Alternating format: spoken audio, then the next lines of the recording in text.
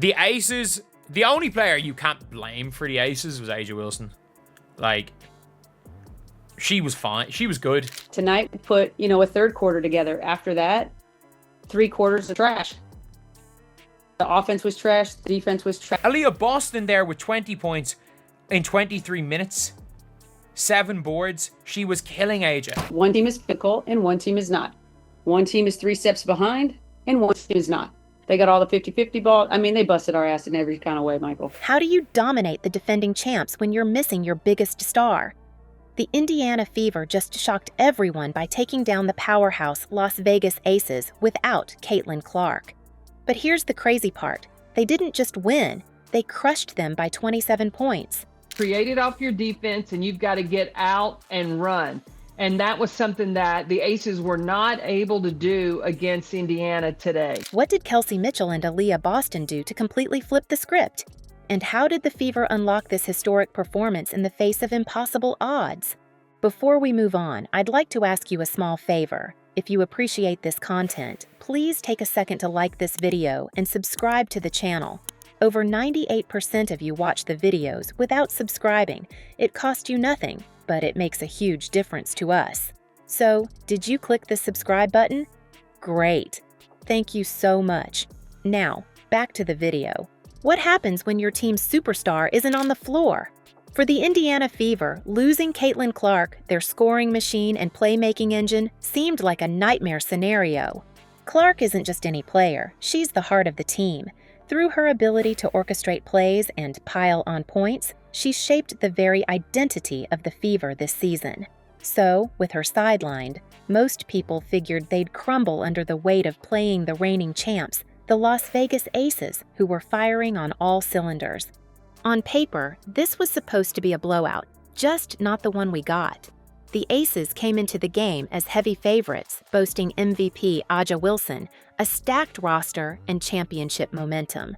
The Aces, the only player you can't blame for the Aces was AJ Wilson. Like, she was fine. She was good. Meanwhile, the Fever had no Clark and no expectations, but instead of folding, Kelsey Mitchell and Aliyah Boston stepped into the spotlight and completely took over, redefining the game for the Fever. A post like Aliyah Boston, I'm going to tell you, Indiana, they are a threat, and specifically on the defensive end. Mitchell became the go-to scorer, taking precise shots from the perimeter and creating offense out of nothing.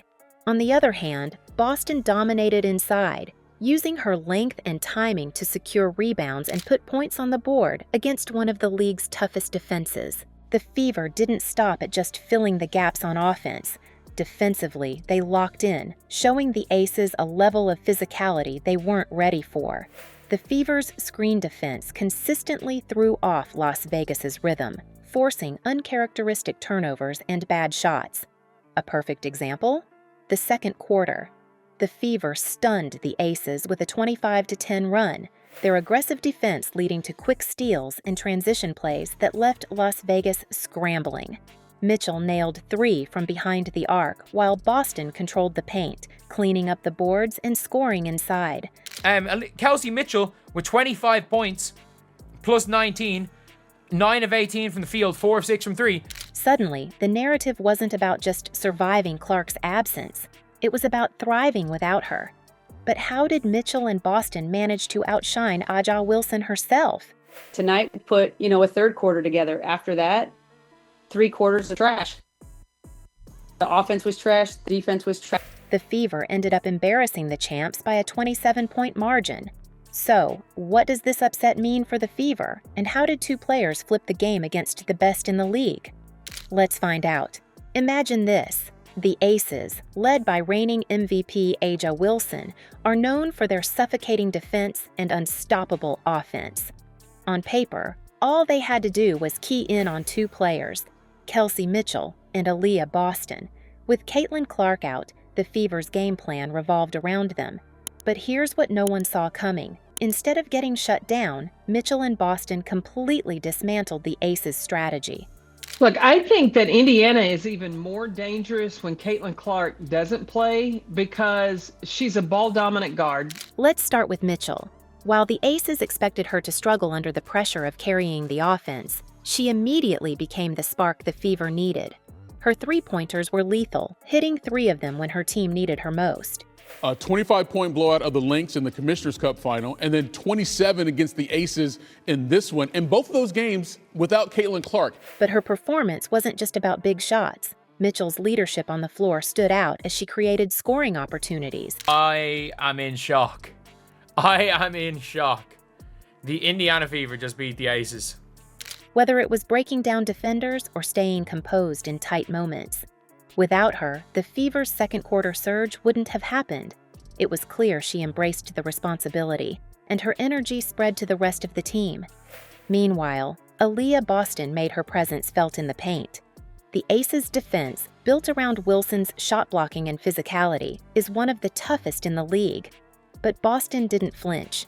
Her ability to secure key rebounds gave the Fever multiple chances to score, and she delivered with consistent finishes at the rim. Aliyah Boston there with 20 points in 23 minutes.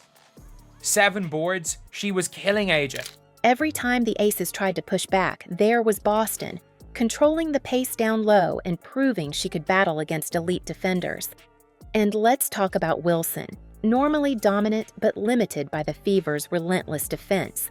By focusing their energy on disrupting her inside game, they forced her into uncomfortable shots and kept her from taking over.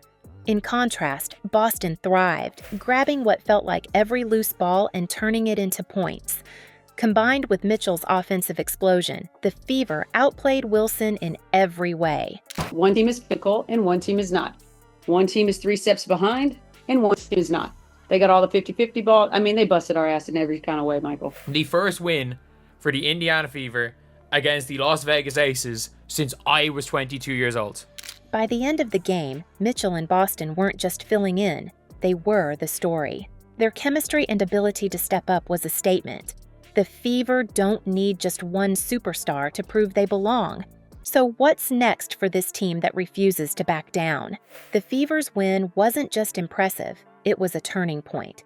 Beating the reigning champions without Caitlin Clark sent a clear message.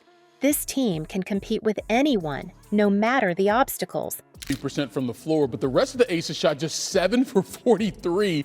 What can Becky Hammond do right now to help her squad start stringing together some wins here? That 27-point blowout wasn't just about scoring.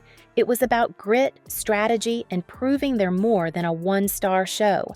For a team that hadn't beaten the Aces since 2019, this felt bigger than a win. It was a statement. So, what happens now?